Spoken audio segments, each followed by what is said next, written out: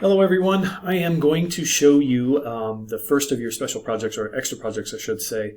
And your first of your extra projects is to go in to a file that I'm going to give you, and it's from the World Health Organization. What I've done is I've extracted, I think, about 10 fields, and I'll show you the file and I'll show you the fields. And they're a small subset of a much larger file that has 358 fields, all about different metrics for every country in the world. So what I'm going to do is walk you through a little bit of the file that I've chosen. I've chosen, like I said, about a subset of about 10 fields, all having to do with energy consumption and how it relates to personal income and conveniences. So after we take a look at the file, I want to go through the process of starting your own script.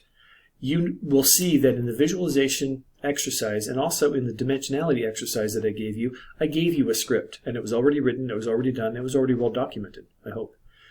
What I want you to do now is practice creating your own script from scratch. And when you do that, you're going to borrow and use other parts of other scripts. They may be parts of your own scripts, they may be parts of scripts you find online, or they probably very likely are going to be parts of the same scripts that I gave you. And it's entirely okay if you want to take the visualization script and just pull pieces of it out and put it into your own script. So that's entirely acceptable. One last piece before I start showing you this, the data file and the process of creating a new script. I want you to be aware that this is an optional assignment. It's an optional extra credit assignment. And I'm putting them in here mostly because I want to give you practice. This stuff is best learned by doing it, by practicing it. I also wanted there to be some incentive so you can get extra credit points for doing it. We'll have several of these throughout the quarter, and you may wind up with a whole lot of extra credit points. Nothing wrong with that. I'm more concerned that you actually learn how to do this. So I've also made the assignment due date a couple weeks out because I don't want this to be a stressful thing. I don't feel like I just dumped a whole big assignment on you that you're all worried about. So there's no need to worry. It's an optional assignment. You can still get an A in this class and not do a single one of these. You can work on it on your own and not even turn it in if you want to. Or you can work on it and turn it in, and I'll give you some measure of 25 points based on whether or not you've given me, kind of what I asked for. And that's all described in the actual assignment itself. All right, well, let's get started, and I'll show you the file itself. The file itself is called WHO subset. And you'll see up here WHO for World Health Organization, and then subset, and it's in Excel. And it has some measure of 10, 12 fields here. The first one is country, and you'll see they're in alphabetical order. And the countries are listed out there in alphabetical order, and you'll be able to see kind of different metrics about each one. Okay.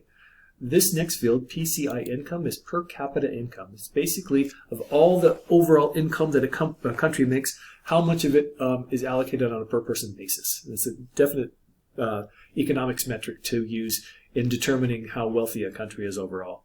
Poverty is a percentage of people who live in the world's definition of poverty or below the poverty level. And all these areas where we have NA means we just don't have any data. That can be a problem for certain tools in R. In fact, there's a lot of tools in R that will choke when it sees NAs because they're not numeric values, and if it's trying to look at numeric values, it'll have a problem with it.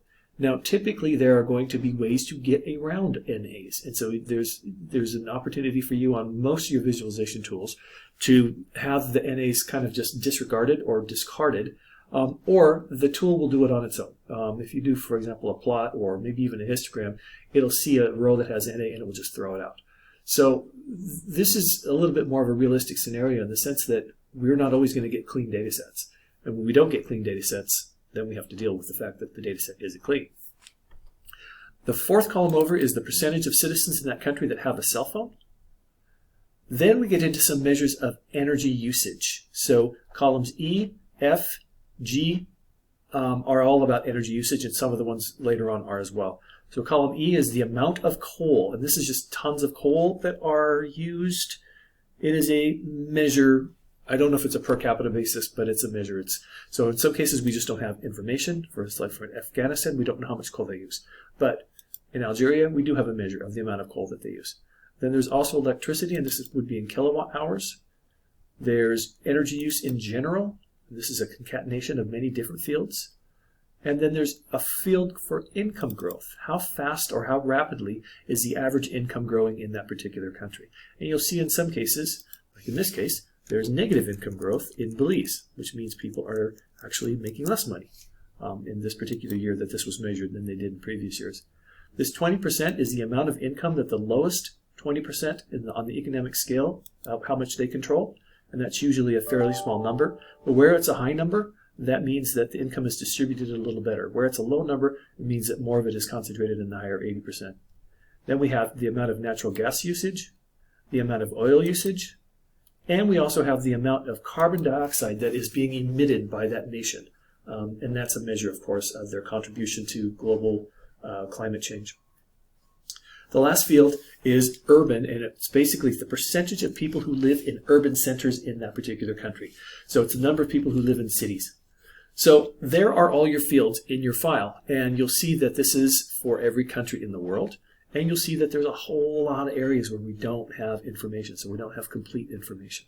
Okay, so this is going to be posted into the assignment, and it's saved as a CSV file. And so once we have that, we can then write a script that will allow us to load up that file and do some of the visualizations on it. I'm going to start this actually in RStudio. I think most of you are probably going to be using RStudio. And what I did is I decided I'm going to go up here to File, and I'm going to come down to New Project. It's going to actually, because I started one, it's going to ask me if I want to save mine, and I don't want to save it.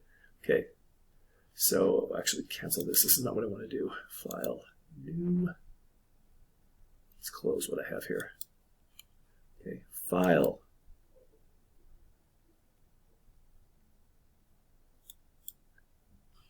Save this.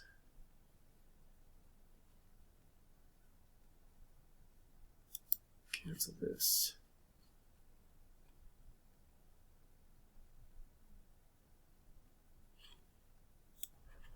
So up in the upper left-hand corner here, we'll go to File, New File, and we're going to come over here, and it's going to allow me to get to our script. You could also do Control-Shift-N, and that will open a new script for you.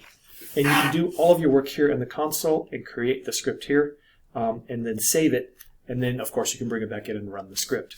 First thing I'm going to have you do is I'm going to have you start off with good practices and good habits, and that is to create some documentation that tells me what the script is doing. So we'll start off with some number of hashtag marks.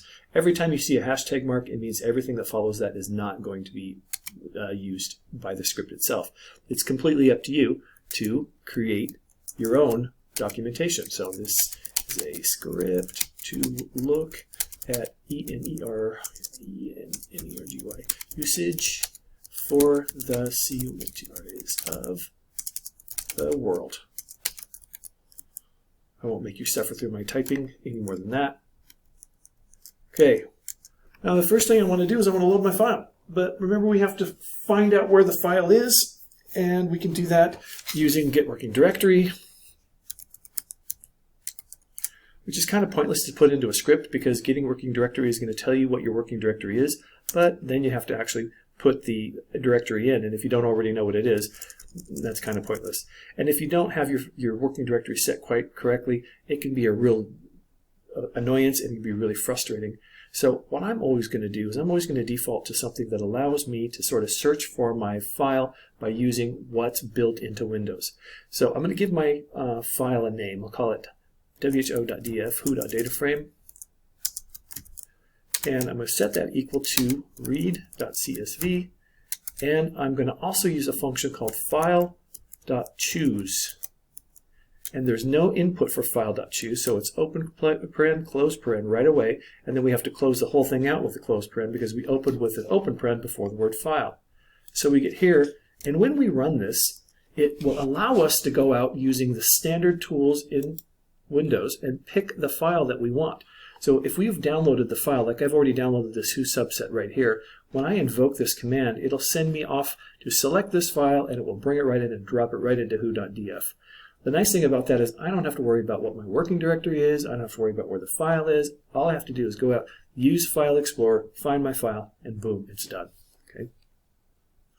From there, I'm going to, and I might actually put a comment in here.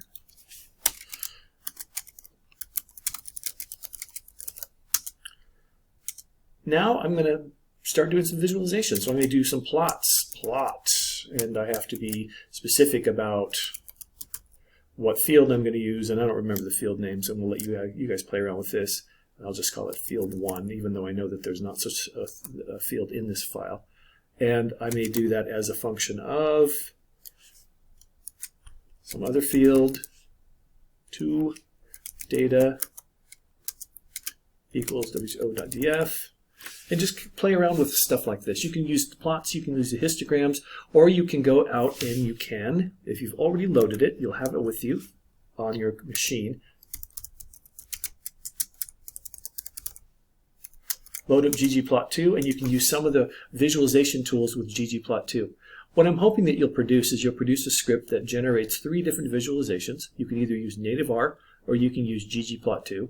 And I'm hoping that you'll come up with some explanation, probably in comments. So for example, if I did this plot, I would maybe put a comment on the other side of it here, or I'd put a comment after it here that explained what am I learning about this data set through this visualization. It doesn't have to be anything elaborate. Again, the primary purpose of this exercise is to give you an opportunity to practice without me handing you a script that already does everything. So this will be a chance for you to sort of, kind of work through what you've learned, and again, borrow heavily from the other scripts that I gave you. That's how I write most of my scripts, is I borrow heavily from my past scripts. The last thing I'll show you is if you're working in native R without the R Studio, it's very similar in the sense that you're going to go to File, you're going to go to New Script. Okay, it's going to give you the script editor here. You can expand it if you want. And it's pretty much the same thing. So I'll start with good documenting practice.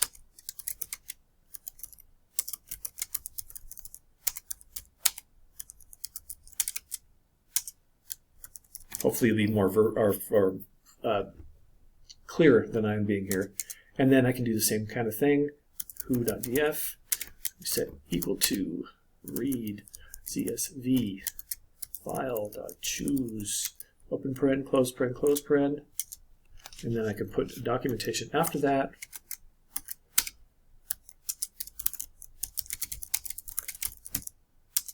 I know that I'm probably going to need the ggplot2 library, so our package.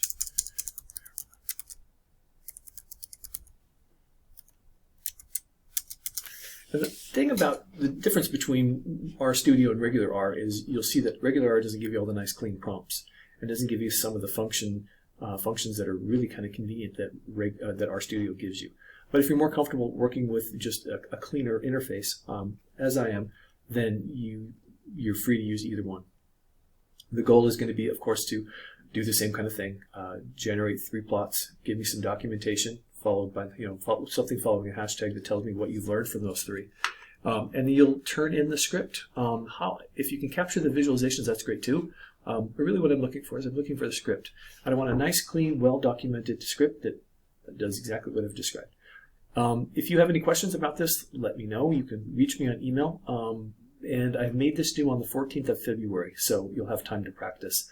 The other ones, if we do others of these, they will probably be due a little sooner, but this is your first one, and I want to give you a little extra time, and I don't want to stress you out.